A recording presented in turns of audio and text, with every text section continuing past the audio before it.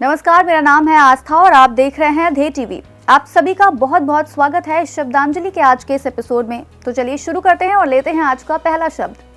पहला शब्द है पेमेंट एग्रीगेटर। हाल ही में जोमैटो की सहायक company Zomato payments private limited को भारत में ऑनलाइन भुगतान एग्रीगेटर के रूप में काम करने के लिए भारतीय रिजर्व बैंक से प्राधिकरण का प्रमाण पत्र प्रदान किया गया है। बता दें कि ऑनलाइन भुगतान एग्रीगेटर ऐसी कंपनियां होती हैं जो ग्राहक और व्यापारी के बीच मध्यस्थ के रूप में काम करके ऑनलाइन भुगतान की सुविधा प्रदान करती हैं। भारत में पेमेंट सिस्टम को रेगुलेट करने के लिए एक कानून बनाया गया है। इसका नाम है भुगतान एवं निपटान प्रणाली अधिनियम 2007। इसी के तहत आरबीआई को इसके सभी संबंधित मामलों के लिए प्राधिकरण के रूप में नामित किया गया है।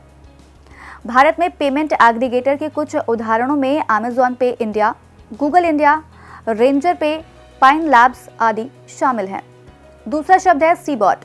हाल ही में गोवा स्थित राष्ट्रीय समुद्र विज्ञान संस्थान ने मूंगा चट्टानों की दीर्घकालिक निगरानी के लिए एक coral reef monitoring and surveillance robot या सीबॉट लॉन्च किया है। सीबॉट एडवांस निगरानी क्षमताओं वाला एक उन्नत रोबोट है। ये एक coral autonomous under water vehicle है जो लंबे समय तक मूंगा चट्टानों की निगरानी करता है। ये पानी के भीतर 200 मीटर की गहराई तक यात्रा करने में सक्षम है। ये नौसेना को नेविगेशन चैनलों की योजना बनाने और हाइड्रोथर्मल वेंट को बाहर निकालने में मदद करने के लिए बैथीमेट्री अध्ययन करने में भी मदद करेगा, जहां भूतापीय रूप से गर्म पानी समुद्र तल के नीचे से रिसता है। तीसरा शब्द है फाइटोकैनाबिनॉइड्स।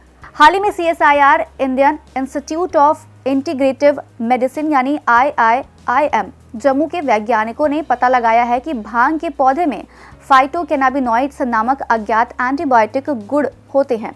फाइटोकैनाबिनॉइड्स ऐसे रसायन होते हैं जो भांग के पौधे यानी कैनबिस सैटिवा में पाए जाते हैं। इन रसायनों का मानव शरीर पर कई तरह का प्रभाव पड़ता है।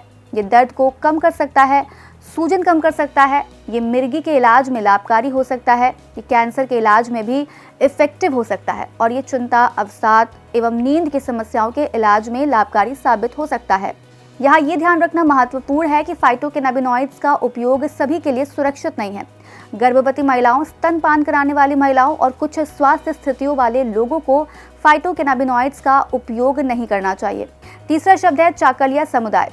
हाल ही में ये पता चला है कि KP नारायण और उनकी भतीजी राजपुत्री जो केरल के कन्नूर जिले में चाकलिया समुदाय से संबंध रखते हैं, मादिका भाषा के अंतिम धारा प्रभाव वक्ता हैं। उनके बाद ये लिपि विहीन भाषा दुनिया से विलुप्त हो जाएगी।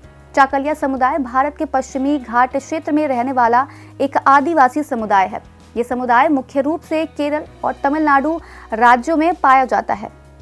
चाकलिया लोगों को कुरुम्ब और पल्लियार के नाम से भी जाना जाता है। मादिका भाषा के बारे में आपको बताएं तो इसका कोई लिखित रूप नहीं है और ये तेलुगु, तुलु, कन्नड़ और मलयालम भाषाओं का मिश्रण है। ये भाषा केवल मौखिक रूप से बोली जाती है। अगला शब्द है मपेम्बा प्रभाव। मपेम्बा प्रभाव एक अद्भुत घटना है जिसमें गर्म पानी ठंडे पानी की तुलना में तेजी से जम सकता है। ये सुनने में अजीब लग सकता है, लेकिन ये सच है। हाल ही में आधुनिक वैज्ञानिकों ने मपेम्बा प्रभाव पर ध्यान देना शुरू किया है। हालांकि ऐतिहासिक हस्तियों ने पहले ही इसका उल्लेख किया था। इसे समझने के लिए कल्पना कीजिए कि आपके पास 2 गिलास पानी है, एक गर्म, दूसरा ठंडा। आप दोनों गिलासों को फ्रीजर में रखते हैं। थोड़ी देर बाद आप देखेंगे कि गर्म पानी पहले जम गया है, जबकि ठंडा पानी अभी भी तरल है। इसे ही मपेम्बा प्रभाव कहते हैं। मपेम्बा प्रभाव अभी भी वैज्ञानिकों के लिए एक रहस्य है और वे भी अभी इसके पीछे के सटीक कारणों का अध्ययन कर रहे हैं। अगला शब्द है माउंट मेरापी। हाल ही में इंडोनेशिया के सुमात्रा द्वीप पर माउंट मेरापी में फिर से विस्फोट हुआ और ज्वालामुखी से निकली राख ने आसपास के गांवों को अपनी चपेट में ले लिया, जिससे 150 से अधिक लोगों को वहां से विस्थापित के लिए विवश होना पड़ा। माउंट मेरापी मध्य जावा इंडोनेशिया में एक सक्रिय ज्वालामुखी है।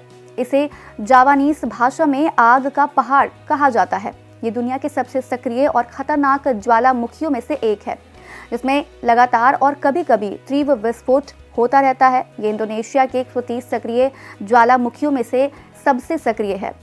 Indonesia Pacific ring of fire के हिस्से सबडक्शन जोन पर स्थित है और अक्सर ज्वालामुखी और भूकंपीय घटनाओं का सामना करता रहता है। तो ये थे पिछले हफ्ते के कुछ महत्वपूर्ण शब्द। अगले हफ्ते हम फिर हाजिर होंगे कुछ नए शब्दों के साथ और जानेंगे उनके रोचक अर्थ। अगर आपके मन में करंट अफेयर से जुड़ा कोई शब्द हो जिसका अर्थ आप जानना चाहते हो तो कमेंट बॉक्स में हमें जरूर बताएं।